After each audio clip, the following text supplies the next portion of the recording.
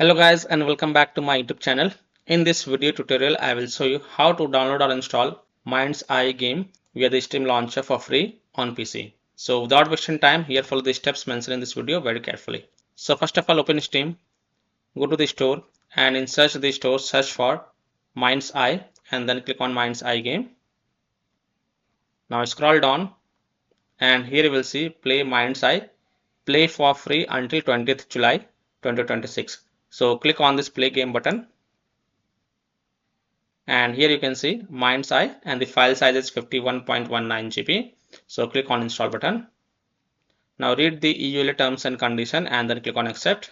Then go to the library and here you can see that MindsEye game is getting downloaded on my PC.